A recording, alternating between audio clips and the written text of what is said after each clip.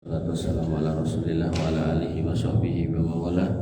Amma ba'du, rabbi shrah li sadri wa yassir li amri wa hlul 'uqdatam min lisani yafqahu qawli. Sugeng rawuh Pak sinten? Pak Bambang Gagi. Bambang Gajah malah. Gambare banteng liyane cak rene. Bapak Ibu yang dirahmati oleh Allah Subhanahu wa taala, alhamdulillah nggih. Puji syukur kita aturkan kehadirat Allah Subhanahu wa taala, dan tentu atas semua nikmat yang kita terima, nikmat yang paling harus kita syukuri nikmat hidayah. Wabil khusus Pak Bambang Gajah. Jadi ketika mungkin pola alam ya, nama-nama ini pripun mboten mudah. Tapi ketika di akhir tua kita terbuka hati kita untuk merapat ke masjid, maka tentu Allah Subhanahu wa taala Maha menerima taubat hamba dan Maha segala-galanya, sehingga masih bersyukur kita menjadi orang-orang yang kemudian dibukakan hati kita untuk datang ke masjid, untuk sholat, khusus untuk bermajelis ilmu.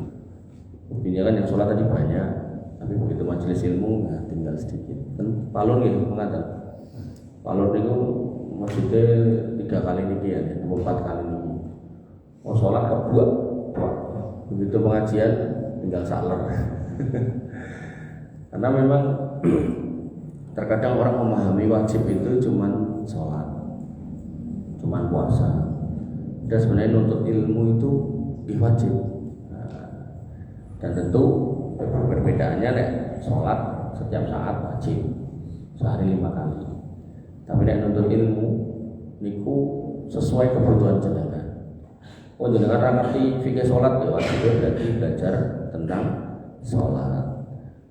Orang ngerti tentang tata cara poso ya berarti wajib tentang poso. Nah, delalah ke masjid mriki kita majelis tentang akhlak. Delalah. Artinya kalau jenengan membutuhkan yang lain mungkin di masjid lain ada gitu. Jadi modelnya pindah aja gitu. Sehingga yang saya lihat masjid di PES ini makmur sekali kajian-kajian. Jadi jangan tinggal pilih yang mana pindah mawon. Mau belajar akidah pindah mereka, belajar fikih mereka ngeten, tafsir ngalor sithik gitu kan, sing putri khususnya gitu kan. Nah, sehingga harapannya dengan bertambahnya ilmu iman kita tambah kuat. Jadi nanti khususnya yang sepuh-sepuh, ada sepuh tidak karo kancane yo mendem yo wah wis prei. Karena sudah paham gitu. Apa hukumnya mabuk, apa hukumnya tidak sholat gitu kan. Artinya masa muda yang pernah terjadi ya biarkan berlalu. Nah sekarang kita lanjutkan sini ke sana, dan setiap orang kata Nabi sallallahu alaihi wasallam amaru ummati baina sitin wa sab'in. Umur kita itu cuma antara 60 sampai 70 wa aqallu ma yajuzu dzalik. Sithik sing lewat sangka iku. Artinya umumnya lelayu niku umumnya 50 sekian, 60 sekian itu umumnya niku. Artinya kalau kita itu makin bertambah umur, ya berarti bertambah mendekati ajal. Dan orang-orang yang cerdas kata Nabi sallallahu alaihi wasallam, al-aqyas adalah orang-orang yang lil mauti aksaruhum lil mauti dzikran, paling banyak mengingat maut. Nek orang mau kelingan nek bakal mati mboten tok, tapi semua lima ba'dahu istidadan. Kemudian dia mempersiapkan diri. Artinya kita itu genah nyedaki mati wis genah niku. Makanya wong cerdas niku nek sadar nyedaki mati terus cepak-cepak lah ngoten lho. Ibaratnya jenengan gadah tiket ajeng umroh gitu. Wis genah nyedaki meh mangkat gitu kan. Ya kok cawete rung dicepake lah terus piye gitu. Katoke ra dicepake apa ya Pak Soleh arep ra katokan ngono gitu kan. Jadi kadang kita pun sama istri kita ya kadang nek lali nyepake wis sok diseneni karo bojone. Piye to Pak lah mangkat tok malah jek lagi toto-toto kan ngoten to. Napa meneh? Nek kaitane karo akhirat. Nek pun didudut wis ora iso toto-toto meneh. Nek mung soal lunga telat nyepak eling noto paling mau diseneni bojone ora urung dek yo ngewangi kan ngoten to Mas. Tapi nek konteksnya udah matian begitu sudah didudut sudah nggak bisa lagi kita memperbaiki apa yang sudah berlalu. Bapak Ibu yang dirahmati oleh Allah Subhanahu wa taala, kita masih dalam pembahasan tentang tema syukur.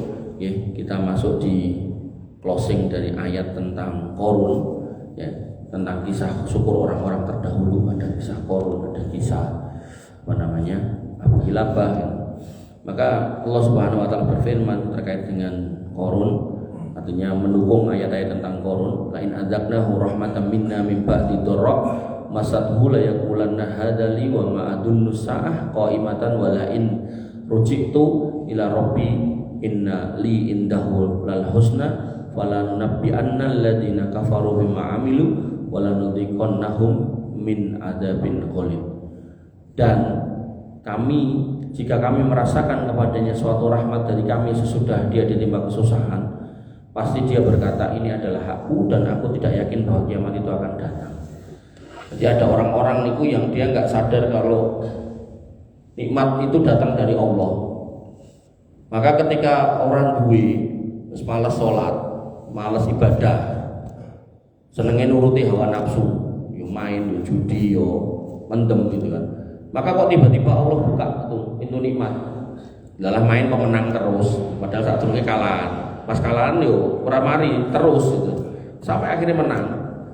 Termasuk awalnya jadi pemabuk, kok lama-lama koncone mabuk akeh, akhirnya jadi penjual minuman gitu. Tapi sugih gitu kan.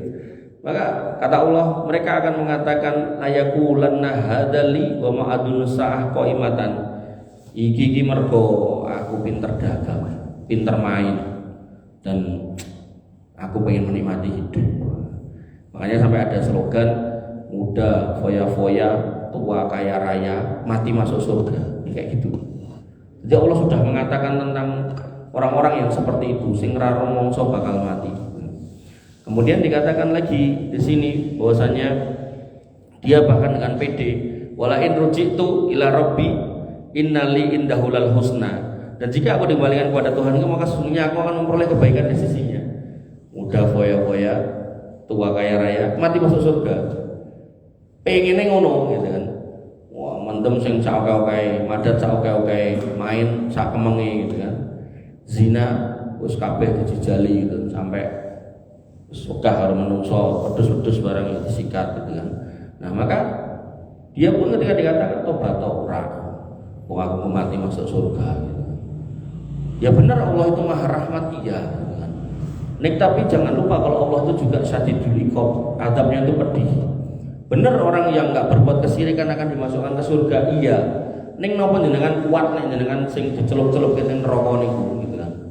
Artinya kalau kita mampu bisa untuk tidak mempunyai sebab untuk dimasukkan ke neraka dulu, kenapa harus dadak nyoba neraka gitu loh. Sehingga ketika kita kemudian hari ini sudah bertobat dari cerita masa lalu, harusnya nggak usah diulangi. Karena Allah akan senantiasa membuka tangannya, pintu tobatnya untuk hamba yang berbuat dosa di malam hari, Allah buka di pagi hari. Begitu pula ketika seorang hamba itu berbuat dosa di pagi hari, maka malamnya Allah akan terima tobat, dan itu terus sampai hari kiamat atau sampai nyawa seorang hamba itu wis mau metu itu, mau dikeluarkan itu. Sehingga selama kita masih diberikan nafas selama hidup ini, belum mendekati ajal, kiamat juga belum terjadi, nyawa juga belum ditenggorokan, maka ya kita lazimi tobat. Kita yakini kalau dulu yang salah ya salah, seleh, nggak usah kemudian selak gitu. Kita akui, oh aku mbiyen mendem salah, oh aku mbiyen nyolong salah, aku mbiyen main salah, ya Allah ampuni saya, istighfar. Hak-hak orang yang kita ambil kita pulangkan pelan-pelan, sak mampuni seisoni, bismillah nawaitu, agar kita tidak dituntut di akhirat gitu. Jadi jangan sampai kita punya pikiran udah foya-foya, hasil foya-foya itu terus tuane kaya raya terus mati masuk surga. Susah itu Pak. Kalaupun ada itu 1001, di antara 1000 belum tentu ada satu. Dan longkok umumnya wong nek foya-foya tuweke yo randi apa-apa loro-loronen mati yo sul khotimah umumnya. Maka yang harus kita pahami, jangan sampai kita termasuk orang-orang yang sul khotimah. Kemudian dikatakan oleh Allah Subhanahu wa taala, falanunabbi'anna alladziina kafaru bima 'amilu wa lanudhiqannahum min adzabin ghalidh. Maka kami akan benar-benar memberitakan kepada orang-orang kafir apa yang telah mereka kerjakan, dan akan kami rasakan kepada mereka azab yang keras. Jadi ketika kita nggak percaya pentingnya bertaubat, pentingnya memperbaiki diri, pentingnya pengakuan atas nikmat Allah, hidayah dan seterusnya, pentingnya rasa syukur, kita nggak percaya, maka Allah siap untuk membukakan itu semua, dan justru pas dibuka itu sambil diberikan azab. Tentu ketika itu yang kita dapatkan di akhirat ya sebuah kerugian. Harusnya kita itu ngimpi bisa urip tenang di akhirat, bisa kemudian mendapatkan nikmat-nikmat di surga. Tapi yang terjadi malah sebaliknya, musibah besar yang datang, azab yang besar yang datang. Bapak Ibu yang dirahmati oleh Allah Subhanahu wa taala, sehingga terkait kisah Qarun, para ulama mengatakan bahwasanya qala Mujahid mengatakan hada bi ilmi wa ana mahkukun bih. Jadi orang-orang yang tidak bersyukur itu adalah ketika dia itu dikei nikmat, dikon bersyukur, dikon infak, dikon sedekah, dikon menggunakan hartanya untuk taat tapi digunakan untuk maksiat, dan bahkan dia menjawab, aku sugih mergo ilmuku, aku sukses mergo pinterku, wa ana mahkukun bih, dan aku layak mendapatkan ini mergo aku pinter. Nengku sekolah dhuwur tekan Amerika nek perlu. Makanya nek aku sugih ya mergo lengku pinter, bukan mergo nikmat dari Allah. Maka ketika orang yang ngaku pinter aja dicela oleh Allah Subhanahu wa taala, piye ceritane orang sing ngapunten ra tau sekolah delalah sugih terus sombong, tambah karu-karuan. Artinya ketika ada orang yang profesor doktor sekalipun kemudian dia kaya dan dia merasa kekayaannya karena kepinterannya, Allah nggak mau menerima itu. Allah nggak suka dengan statement itu. Apa meneh ngapunten, sekolah ra lulus, SD ra lulus, ning kemaki gitu. Ini nanti dalam bab kekayaan sami, wong sugih sombong niku mboten angsal. Apa meneh wis ra duwe kemaki. Makanya Qarun yang kaya aja ditenggelamkan ke bumi dan Allah murka dengan dia. Sugih, kuncine diangkat wong ra iso saking abote. Napa meleh sing ora kaya Qarun kok kemaki gitu.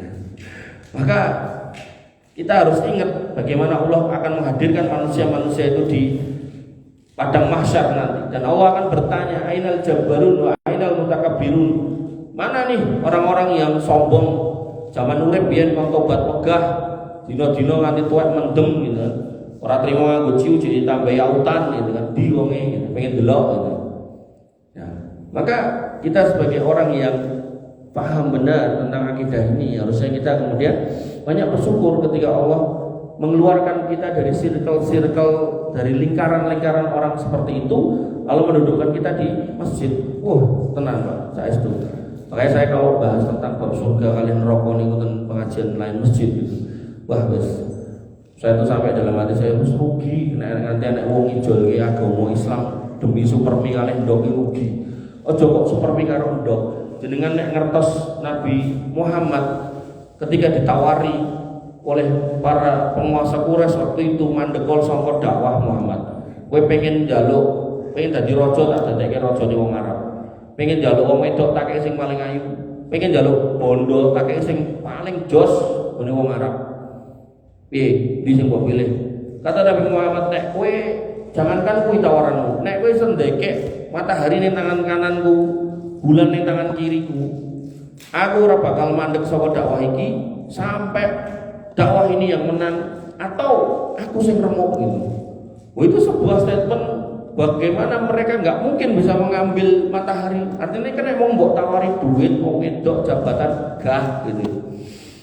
Bahkan kowe nek iso ndekek matahari ning tanganku iki lho, rembulan ning tangan sitok aku ora bakal mandek. Makanya Nabi Muhammad SAW itu sampai mengatakan, nek kowe pengen ngerti perbandingan antara dunia karo surga karo akhirat, itu kayak kamu celupkan jari di lautan, kamu angkat, yang tersisa di jarimu itu adalah dunia, kata Nabi. Sedangkan lautan yang luas itulah akhirat gitu. Makanya jenengan nek ajeng nyoba ngoten niku biar jenengan bersyukur duwe iman niku. Nek jenengan pas piknik ten laut-laut iku lho, ampun mung ten niku yang guyu tok, mang cobi, mang eling-eling omongane Nabi. Jenengan budul niku mangangkat semang sawang segoro niku. Bener-bener rahmat Allah luar biasa. Sampai orang yang masuk surga terakhir we kon mlebu surga kebak ya Allah, balik neh mlebu kebak ya Allah. Sampai akhirnya Allah judek. Judek dalam artian dibaleni lagi gitu loh. Wong kok ngeyelan gitu loh.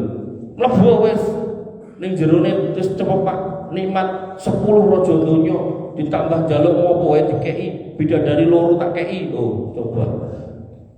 Menunjukkan bahwasanya rahmat Allah luas sekali. Makanya nek jenengan nyoba niki wau, nggih, niku ampun ten polah. Karena nek mung polah, oh sisane mung semono.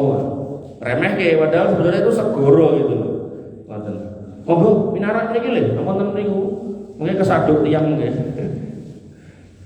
Mbah Abdul Qadir, mriki monggo minarat. Yang mbah-mbah dari kono lho, Pak. Dijunjung ya digendong. Sampingnya Mbah Bambang nih lho.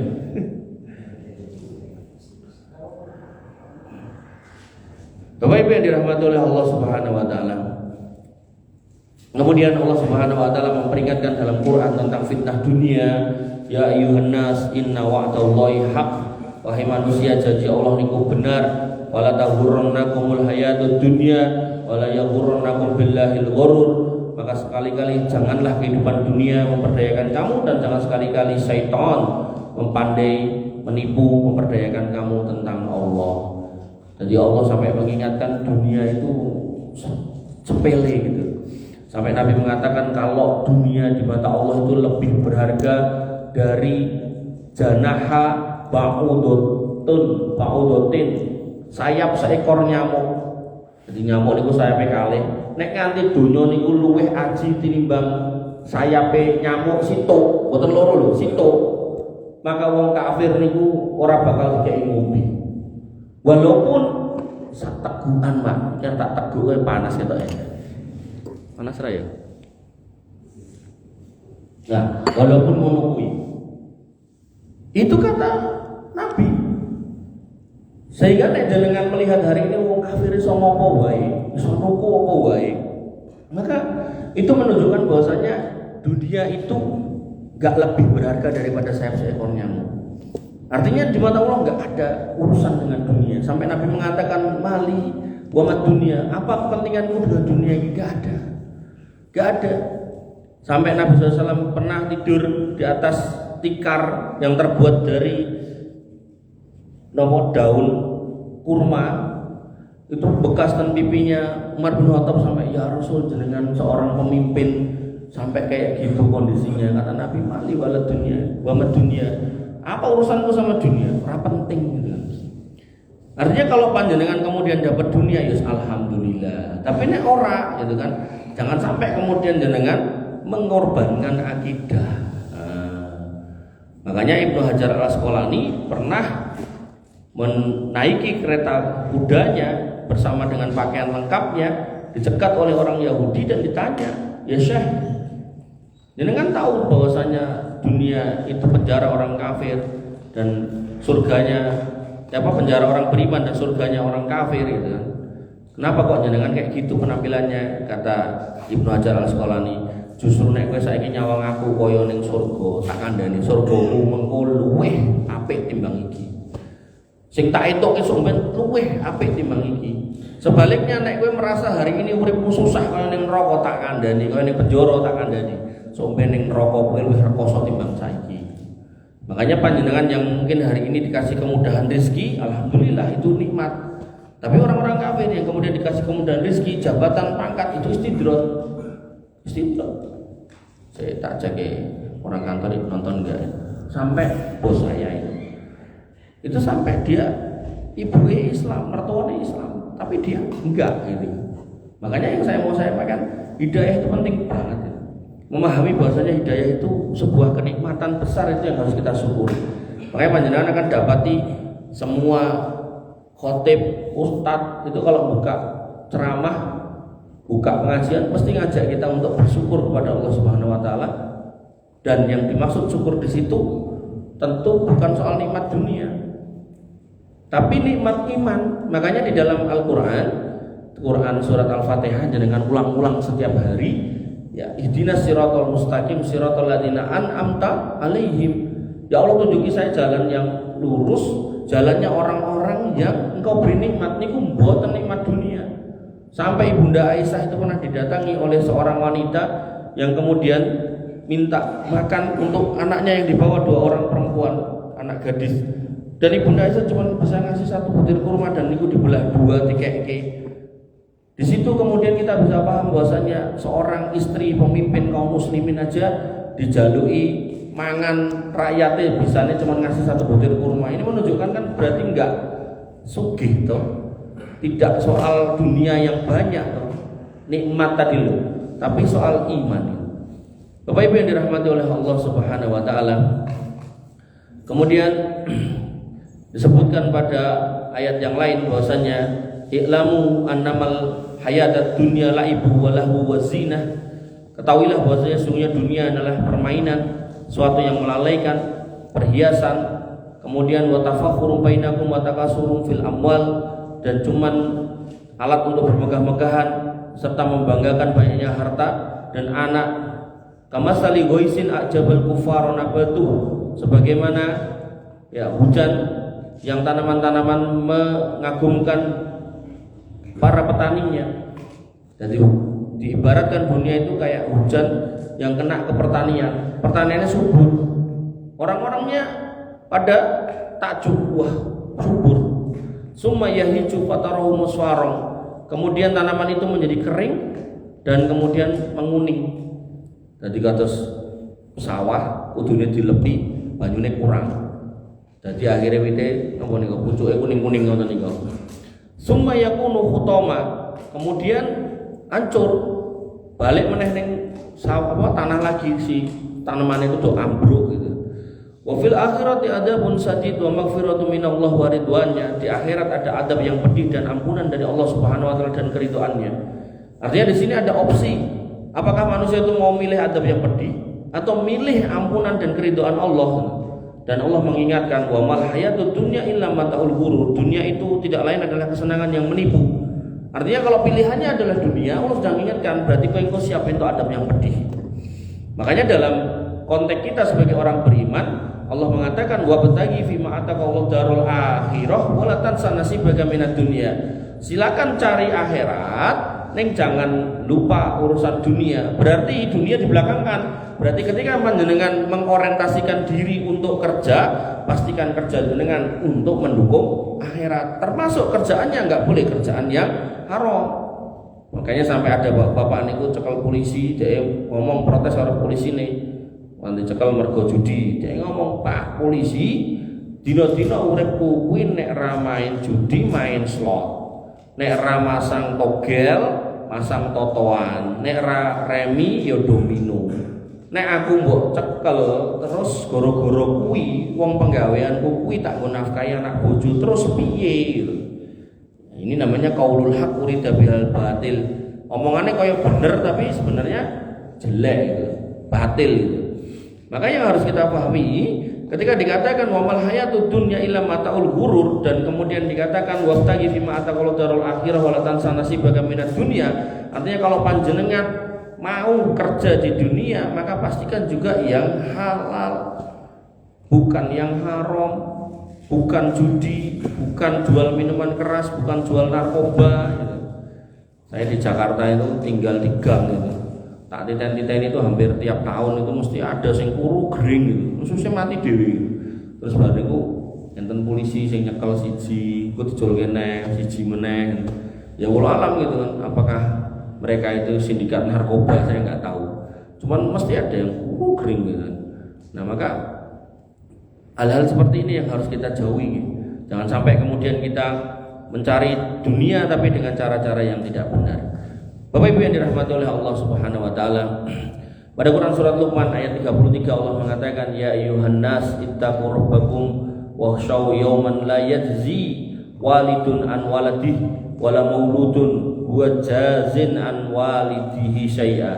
Hai manusia, bertakwalah kepada Tuhanmu Rabbmu dan takutlah pada hari yang pada hari itu seorang bapak tidak dapat nolong anaknya. Di saat ini bapak ini piye carane goleki anak gawean gitu kan. Pak presiden yang anaknya dadekke presiden gitu kan. Pak jenderal anaknya dadekke tentara jenderal juga gitu toh. Makanya jenengan kan dapat Pak dokter anaknya dadekke dokter kan gitu. Pak pilot anaknya ya iso dadi pilot kan gitu. Maka nanti nggak akan ada seorang bapak yang bisa menolong anaknya. Dan juga Allah katakan di sini bahwasanya dan seorang anak pun tidak dapat menolong bapaknya sedikit pun. Mungkin saat ini enten anak sing sayang banget karo Pak digendong ning ngendi, jaluke apa dituruti enten lari ngoten niku raketan longko. Sing enten saat niki Pak diusir, dan kok motor diwolo, kok motor ra sesuai motor itu dibuat. Nah, maka nanti bapak nggak bisa nolong anak nggak bisa nolong bapak. Kemudian dikatakan di sini, anna wa'dallahi haq. Ketahuilah sesungguhnya janji Allah itu benar. Fala yaghurrannakumul hayatid dunya. Dan janganlah sekali-kali kehidupan dunia ini membuat kamu terperdaya. Silakan nyari dunia nggak apa-apa, tapi jangan sampai kedunyan. Nah ini loh. Silakan nyari kekayaan nggak apa-apa, ning jangan sampai lupa kalau nanti itu semua kita tinggal. Hakikatnya orang itu terkait dunia harta itu cuma 3. Yang pertama yang dimakan, ngapunten, itu nanti jadi yang dibuang. Kemudian yang kedua, yang dia sedekahkan, yang dia nafkahkan di jalan Allah, itu yang kemudian jadi amal sholih. Dan ketika ngomongkan sedekah ini bukan berarti kudu ning kotak infak, boten. Justru sedekah yang utama dari seorang kepala keluarga adalah mencukupi kebutuhan rumah tangganya. Kotak infaknya kapan? Kalau urusan rumah tangganya udah selesai. Makanya di dalam Quran surat Al-Furqan dikatakan tentang ciri ibadur rahman, yaitu walladzina idza anfaqu, yaitu dia yang kemudian ketika berinfak lam yusrifu wa lam yaqturu wa kana baina dzalika qawama. Dia infak itu enggak leluihan dan juga enggak pelit. Dia ada di tengah-tengahnya. Nah, tafsirnya menyebutkan bahwasanya dia ngerti prioritasnya, urutannya gitu. Makanya begitu urutannya adalah pertama adalah keluarganya, keluarga DC.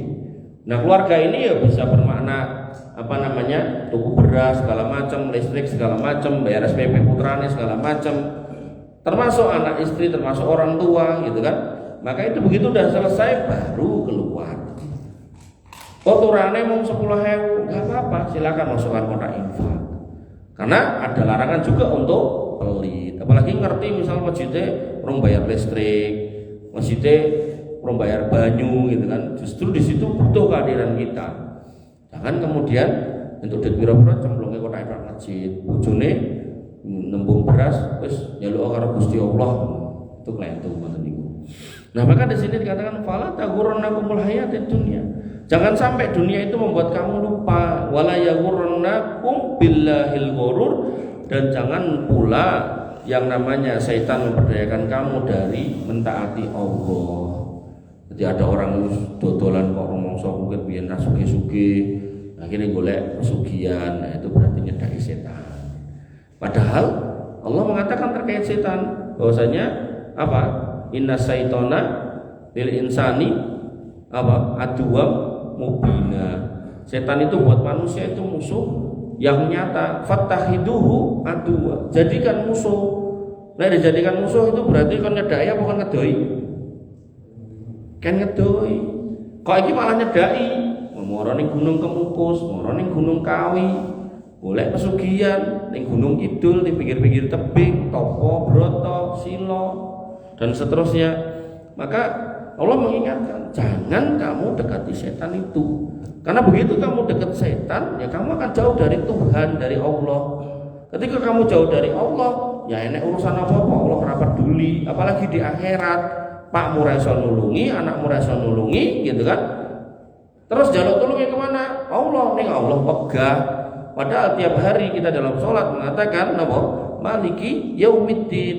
Bahwasanya hari kiamat, hari akhirat itu semua kuasa Allah.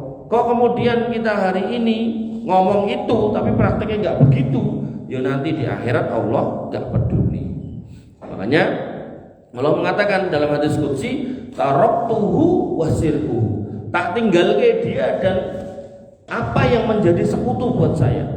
Ada orang yang menyekutukan Allah dengan Nyiroro Kidul, nyo tak tinggal ge kowe karo Nyiroro Kidul, urusono kira-kira iso ora. Ada orang yang menyekutukan Allah dengan setan-setan tertentu, nyo sing mbok goleki iki lho, patung-patung iki demit-demit iki. Kira-kira kowe iso ora? Menyelesaikan akhirat dengan dia itu kira-kira iso ora? Enggak bakal bisa lah. Karena yang menguasai akhirat itu ya hanya Allah Subhanahu wa taala. Bapak Ibu yang dirahmati oleh Allah Subhanahu wa taala. Kemudian pada Quran surat Yunus ayat 8, 7 dan 8 Allah berfirman, innalladzina la yarjuna liqa'ana wa radu bil hayatid dunya watma'annu biha. Sesungguhnya orang-orang yang tidak percaya akan pertemuan dengan kami, enggak pengen ketemu kami dan merasa puas dengan kehidupan di dunia. Kemudian watma'anna biha, dan kemudian mereka merasa tentram hidup di dunia. Rumangsa donya iki pokoke aku kabeh iso. Kabeh iso tak tuku, iso tak cepake, iso tak goleki kabeh. Ora enek sing ora iso ketuku gitu kan. Kabeh ketuku. Kemudian walladzina hum an ayatina ghafilun, dan orang-orang itu adalah orang-orang yang dengan ayat kami mereka lalai. Enggak mau peduli. Enek pengajian kalian pengajian ket biyen raya ono ya ra sugih-sugih. Salat kae lho delokno salat kae ya ono ya ora sugih. Dadi Islam iki lho karyawanku Islam kabeh. Aku ora Islam tapi lho delok mobilku jejer-jejer, pesawatku. Maka orang-orang seperti itu yang kemudian dia ridho dengan kehidupan dunia, merasa tentram, merasa puas dan gak pengen nyari kebenaran, Allah katakan ulaika ma'wahumun nar bima kanu yaksibun. Maka mereka itu orang-orang yang modele kaya ngono kuwi, maka tempat kembalinya adalah neraka. Dan dhek tekan neraka jane ya jalanane kelakuane dhewe, pilih-pilihane sendiri. Makanya kita prihatin ketika ada orang ngomong, "Mas, kowe ngapa dadi maling?" Lho, ngopo emang salah? Aku dadi maling kan takdir Gusti Allah. Nah, pertanyaannya, kenapa Anda ngomong gitu? Apakah jenengan ngerti nek tertulis di takdirku adalah maling? Kan enggak ngerti. Kenapa enggak jenengan sholat dadi orang beriman bertakwa terus mengatakan takdirku wong sholat, wong iman, wong takwa, kan penak ngono. Kenapa kok kemudian harus mengatakan takdirku maling? Ya aku tak dadi maling. Itu kan enggak fair gitu loh nek saya bisa mencari kalimat yang lain, enggak pas gitu, enggak enak ini kita menuduh Allah ketika kita berbuat jelek. Ini takdir sama Gusti Allah. Walaupun memang benar seorang manusia itu berbuat apapun Allah itu tahu gitu. Cuman maksud saya itu kenapa enggak kita berbuat baik, menjadi orang baik, berusaha baik, bekerja dengan baik, giat, tidak mencuri, tidak ini, tidak itu, kemudian kita katakan takdirku berarti iki, kan penak kayak gitu. Kenapa tidak nyolong sih, korupsi sih, mendem, zina segala macam terus kadang ngomong cetak takdirku ngene ya. Tulisannya ning kono ngene ya gitu. Kaya ngerti-ngerti yo gitu. Nah, emang ada orang ngomong gitu mang tekoki lah matimu kapan tanggalnya gitu. Sisan gitu kan. Enggak bisa dia jawab karena enggak ada orang tahu apa yang tertulis. Maka jangan pernah menyalahkan takdir ketika memang kita sendiri pada akhirnya yang memilih jalan itu gitu.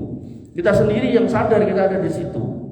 Bapak Ibu yang dirahmati oleh Allah Subhanahu wa taala, maka Allah katakan bahwasanya mereka sadar milih dunia, mereka sadar puas tinggal di dunia, mereka sadar merasa hebat di dunia, dan mereka sadar sudah meninggalkan kebenaran. Tapi kesadaran mereka akan membawa kepada kebinasaan. Ya kuwi mergo bima kanu yaksibun, atas usahamu dewe, pilihanmu sendiri, keinginanmu sendiri, enggak ada sing maksa. Nek niku 9 naga sinten sing wani maksa? Ora enek sing wani maksa. Kon mlebu Islam dipaksa ora enek. Mlebu Islam Pak nek ora bedil ora mungkin ana sing wani wong dhek malah bisa punya backingan sebanyak itu gitu kan. Artinya enggak mungkin jenengan bisa nyuruh dia gitu. Artinya apa yang dia pilih, yang dia lakukan, yang dia kerjakan, aku yakin kesadaran pilihan mereka. Maka nanti di akhirat ketika Allah akan memasukkan ke neraka dan dikokok di neraka, ya wis itu akibat atas kepilihanmu dengan sadar gitu loh. Niku. Makanya yang harus saya tekankan ke panjenengan, ketika jenengan sudah masuk dalam Islam, udkhulu fis-silmi kafa. Sadarilah bahwasanya jenengan itu milih pilihan yang benar, dan untuk makin menguatkan pilihan itu mempelajari Islam itu agar tambah kenal. Pramila panjenengan dengan pasangan panjenengan itu kan hampir tiap hari tiap saat jenengan belajar. Kita mbiyen nesunan kok saiki wis ora ya, atau sebaliknya kita mbiyen saya nesunan bareng nikah kok saiki nesunan, atau mbiyen kita mbiyen pas awal-awal nikah ketoknya ambune wangi terus, saiki kok ambune terasi terus, atau dan seterusnya. Akhirnya kan ada pengertian, ada pemahaman. Pengertian dan pemahaman itu yang kemudian akan melanggengkan orang berumah tangga kan gitu. Maka ketika kita sudah sadar Islam itu benar, maka biar makin cinta sama agama lah belajar. Dan cara belajar majelis ilmu sesuaikan dengan kebutuhan. Nah, makanya Allah kemudian memuji orang-orang yang kemudian bekerja, mau berusaha, bukan pemalas. Rijalul la tulhihim tijaratu wala bai'un an dzikrillah. Yaitu orang-orang yang dia mau kerja, mau berusaha, mau dagang, tapi kemudian dia tidak lupa dari zikir kepada Allah. Dodolan, wayah adzan sholat, atau mungkin kerja apalah gitu kan, wayah adzan sholat gitu kan, atau mungkin jadi dokter, wayah adzan sholat. Ini simpel seperti itu.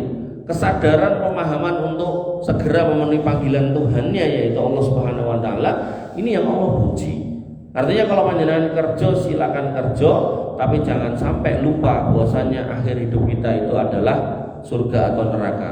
Maka jangan sampai kekerjaan kita itu mengalahkan keimanan kita. Makanya saya punya teman itu dulu mantan karyawan dulu pernah ikut Cina kan mereka Jakarta Utara. Kalau teko itu pian-pian sapa le dari Cina Mas. Dulu umure gak jauh sama saya. Dari Cina Mas. Apa tugasnya? Makani manuk. Jadi Cina ini manuk larang-larang. Terus dia cerita, lah kok kalau teko ini metu ngopo?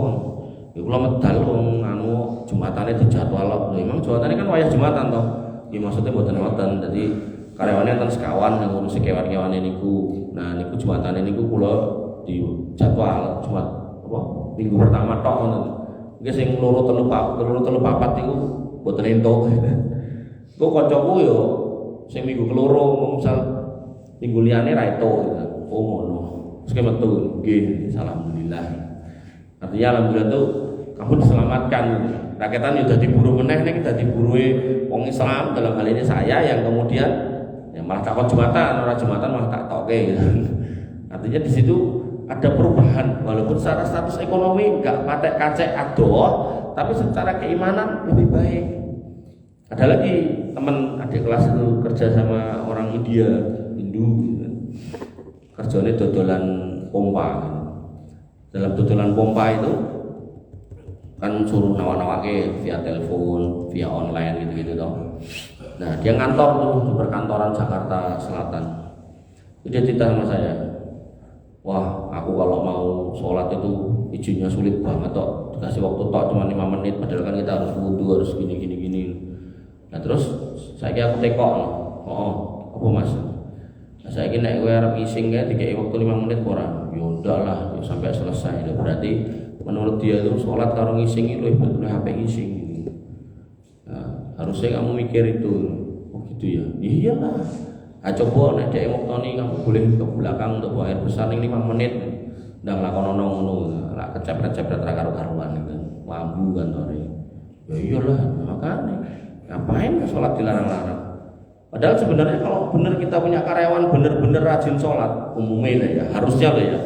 Orang kalau rajin sholat, pakemnya harusnya dia takut untuk nyolong, dia takut untuk korupsi, dia takut untuk berbuat curang di kantor. Umumnya harusnya. Saketan saat ini nggih enten wong lebu masjid, melu jamaah itu karepe wis nyasar tasih sapa sak dijikuk nggih enten. Cuman maksud saya itu kita ngomongkan bahwasanya Allah mengatakan inna sholata tanha 'anil fahsya'i wal munkar itu. Orang tuh kalau sadar sholat itu apa harus mencegah dari perbuatan jelek. Artinya kalau kita punya karyawan yang taat ibadah, ya insya Allah pabrik itu aman. Makanya di 3 pilar Seragen itu. Saya kan ngisi khutbah cuma di sana, ngobrol-ngobrol sama pengurus masjidnya itu. Pengurus masjidnya itu jadi itu cuma pendopo. Awalnya nggak ada masjid itu. Terus pada satu ketika itu sering terjadi kecolongan. Entah nopo sing jiko sing hilang gitu kan. Dan dilalah 3 pilar itu kan sudah dibeli sama perusahaan Singapura. Nah, begitu laporan tentang kehilangan itu naik ke Singapura ngomong iki kudune mbok cedhake karo Tuhan iki. Padahal wong kafir loh Singapura ini. Bener akhirnya pendopone dikekeknya dadekno masjid. Dadekne masjid mau pendopo tok, dadi cuma tiang-tiang gitu tok, dadi gak ada temboke. Ngono wae terus ada wong Islam yo jane yo Islam ngaji ning nggo ngajine ten pundi ngomong masjid ini mau kaya ngene dudu masjid yo kudu ada temboke, kudu ada kubahe gitu kan. Akhirnya kula dipesen karo pengurusnya nanti nek ceramah bahas bedone masjid kali mboten masjid. Ya jelas itu masjid, jelas Nabi mengatakan bahasanya keutamaan itu dibanding para nabi, Allah jadikan bumi manapun itu sebagai masjid gitu loh. Sehingga jenengan bisa sholat dimanapun. Dan ketika itu dinyatakan masjid walaupun bentuknya tiang-tiang, itu tetap masjid, senajan ora enek kubai, itu tetap masjid. Bahkan di daerah saya lupa ya, daerah Arab sana lah ada. Itu masjid itu cuma watu gitu ditoto gitu. Jadi ada tebing dhuwur gitu, terus watu ditoto. Blas renek tiangnya blas renek. Jadi koyo sawah terbuka tadi. Mereka itu kok supaya adzan ya adzan, komat terus mereka tuh lari rumah sholat kabeh. Ning dikai karpet gitu. Cah nom-nom lah terus semuanya mon batu ditata gitu. Makanya jenengan nek ten pundi DKT bener nggih. Rumah sakit Pak Tentara niku nggih. Ya masjidnya pendopo ngoten niku. Niku nggih masjid, jelas disenengi masjid. Ya, makanya yang harus kita pahami di sini bahwasanya ini closing terkait dengan bab syukur. Insyaallah kita lanjutkan lagi poin akhlak kepada Allah yang ke-8. Bahwasanya ketika kita hidup di dunia jangan sampai kita lupa kalau kita pasti mati. Dengan bertambahnya umur kita pasti nyedaki mati. Dan dulu ada seorang nabi yang didatangi malaikat maut, aku tambah sidik meneh. Datangi malaikat maut, kemudian dia protes, "Pokoke marene, aku menyambut nyawamu, kowe ora ngabari aku. Ono polisi balik." Dalam kisah itu, nanti saya cari coba dalilnya, sahih apa enggak. Nah, kemudian malaikat maut balik lagi setelah sekian lama. Apa kowe? Kok ora ngabari aku nanti rene? Lho, kowe wis dikabari. Nek wancine sedak. Lah apa kabare? Lho, rambutmu sing biyen tak parani biyen putih saiki wis putih. Biyen ireng saiki wis putih. Motomu lho biyen sing cetha saiki wis blawur. Kupingmu biyen cetha urungmu saiki wis mulai apa jenenge? Rodok rapati krungu. Terus gegermu biyen cecek saiki bengkong gitu kan. Nah, kuwi wis tondo, wis iso, wis rasa dundur gitu kan. Kira dicabut nyawanya. Walau kisahnya itu sahih apa enggak, insyaallah nanti kalau saya ada kesempatan saya carinya dan bisa menguatkan keimanan kita. Intinya Bapak Ibu yang dirahmati oleh Allah Subhanahu wa taala, materi kita di masjid ini adalah bab akhlak dan kita di pertemuan awal ini dari mulai awal kajian bulan apa Pak Jalu mulai nih Pak Jalu. Nah, itu sampai hari ini kita selalu ngomongkan akhlak kepada Allah Subhanahu wa taala. Harapannya bisa menambahkan keimanan panjenengan, menguatkan iman jenengan, meningkatkan ketakwaan jenengan sehingga jenengan tambah cinta dengan rumah Allah masjid ini, jenengan rawat, jenengan uri-uri, jenengan pertahankan dengan sebaik-baiknya, jenengan kuatkan iman jenengan dan tentu sebuah proses itu kita berharap akhirnya adalah panjenengan semua bisa husnul khotimah. Buat pilih cekap semantan dengan sakit kula aturaken kirang langkung pangapunten. Akhirul kalam subhanakallahumma bihamdika asyhadu an la ilaha illa anta astaghfiruka wa atubu ilaik. Assalamualaikum.